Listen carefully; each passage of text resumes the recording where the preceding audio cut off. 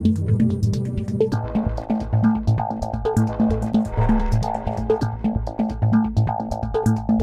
झालेले जे काही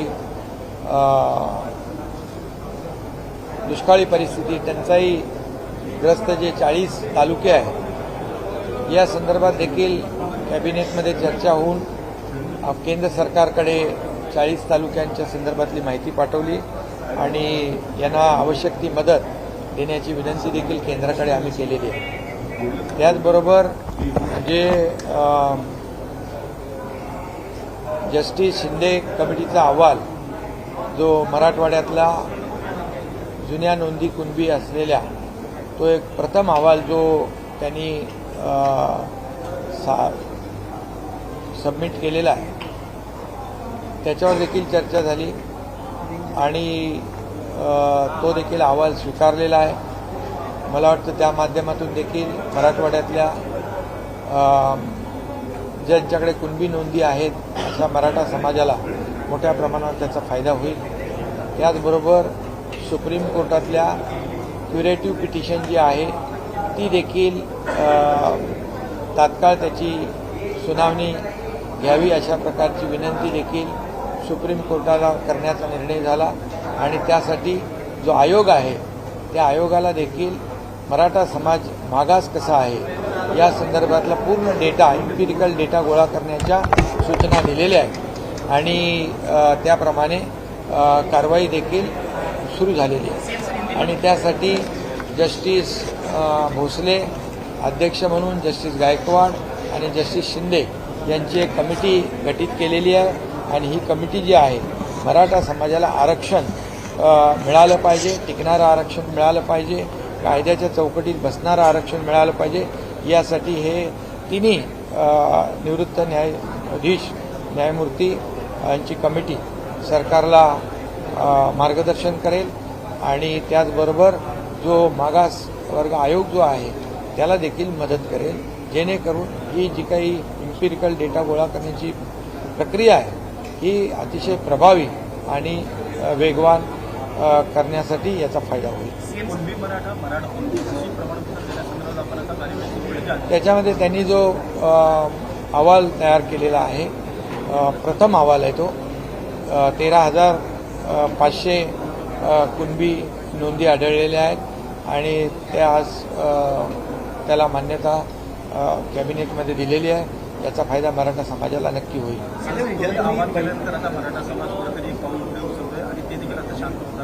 मराठा समाजाला मी कालही आवाहन केलं, मनोज जरांगे पाटील यांच्याशी मी देखील ते संपर्कात आहे आणि त्यांनी देखील हे जे काही मराठा समाजाला आरक्षण देण्याची भूमिका त्यांची जी आहे तशीच सरकारची देखील भूमिका आहे, मी ती भूमिका जाहीरपणे पण मांडलेली आहे आणि त्यामुळे थोडा याला वेळ दिला पाहिजे। टोकाचं पाऊल उचलून आंदोलनाला गालबोट लागेल अशा प्रकारचं कुणाकडूनही होऊ नये अशा प्रकारची विनंती, आवाहन देखील मी सकल मराठा समाजाला करतोय। कारण मराठा समाज हा शांतताप्रिय आणि शिस्तप्रिय आहे। कारण गेल्या वेळेस 58 मोर्चे, लाखांचे 58 मोर्चे निघाले, लाखो लोक एकत्र जमा झाले, पण कुठंही हिंसात्मक आंदोलन कुठेही झालं नव्हतं। अतिशय शिस्तबद्ध पद्धतीने ही आंदोलनं झाली आणि त्या काळामध्ये मराठा समाजाला देवेंद्रजी मुख्यमंत्री असताना मी कमिटीमध्ये होतो, आरक्षण देण्याचं काम केलं होतं आणि म्हणून मराठा समाजाला माझी नम्र विनंती आहे की आपल्या आंदोलनाला गालबोट लागेल, हिंसात्मक आंदोलन होईल अशा प्रकारचं करू नका। कारण शेवटी आपलं शिस्तबद्ध पद्धतीने आंदोलन करण्याची आपली जी काही परंपरा आहे त्याला कुठेही गालबोट लागेल अशा प्रकारचं काम, कृत्य कुणाकडून होऊ नये अशा प्रकारची माझी भावना आहे आणि मनोज जरांगे पाटील यांनी देखील तशा प्रकारचं आवाहन मराठा समाजाला केलेलं आहे। यापुढेही त्यांनी करावं आणि त्यांनी स्वतःच्या तब्येतीची, आरोग्याची देखील काळजी घ्यावी, त्याची देखील चिंता सरकारला आहे। उद्धव ठाकरे यांनी आज पत्रकार परिषद घेतली। उद्धव ठाकरे यांनी आज पत्रकार पत्रकार परिषद घेतली. या पत्रकार परिषदेमध्ये त्यांनी मागणी केली आहे की महाराष्ट्राचे जे केंद्रीय मंत्री आहेत त्यांनी राजीनामे दिले पाहिजे. महाराष्ट्रातल्या मराठी बाणा ठेवण्यासाठी किंवा मराठा आरक्षणासंदर्भात ज्याप्रमाणे चिंतामणराव देशमुख यांनी मराठी बाणा दाखवला होता तसा आता बाणा महाराष्ट्रातल्या केंद्रीय मंत्र्यांनी देखील दाखवणं गरजेचं आहे. मराठी बाण्यावर बोलणारे खरं म्हणजे मराठा आरक्षणवर बोलण्याचा त्यांना नैतिक अधिकार नाही. कारण मराठा समाजाबद्दल किती त्यांना संवेदना आहे ही मराठा समाजालाही माहीत आहे आणि आम्हालाही माहीत आहे. ज्या काळामध्ये देवेंद्रजी मुख्यमंत्री होते त्या काळात मराठा समाजाला आरक्षण दिलं. हायकोर्टामध्ये ते चॅलेंज झालं पण ते टिकवण्याचं काम त्या काळामध्ये देवेंद्रजी आणि आम्ही केलं आणि सुप्रीम कोर्टामध्ये ते प्रकरण गेल्यानंतर त्यावेळेस मुख्यमंत्री कोण होतं, उपसमितीचे अध्यक्ष कोण होते, यांनी हे आरक्षण टिकवलं नाही. खरं म्हणजे मराठा समाजाच्या आरक्षणाचे मारेकरी खऱ्या अर्थाने तुम्ही आहात आणि म्हणून तुम्हाला मराठा समाजाच्या आरक्षणावर बोलण्याचा नैतिक अधिकार नाही. तुम्ही मराठा समाजाच्या महिलांच्या मूक मोर्चाला मुका मोर्चा म्हणून हिणवणारे, महिलांचा माता भगिनींचा अपमान करणारे कोण होते हे देखील सकल मराठा समाजाला माहीत आहे आणि म्हणून जे मराठा समाजाचं आरक्षण घालवायला जबाबदार तुम्ही आहात आणि ते आम्ही आता मिळवण्याचा प्रयत्न करतोय. आम्ही त्यासाठी क्युरेटिव्ह पिटिशन दाखल केलेली आहे आणि त्यासाठी जस्टिस भोसले, गायकवाड, शिंदे कमिटी गठीत केली आहे. आयोगाला एम्पिरिकल डेटा गोळा करण्याचं काम युद्ध पातळीवर करण्याच्या सूचना दिलेल्या आहेत.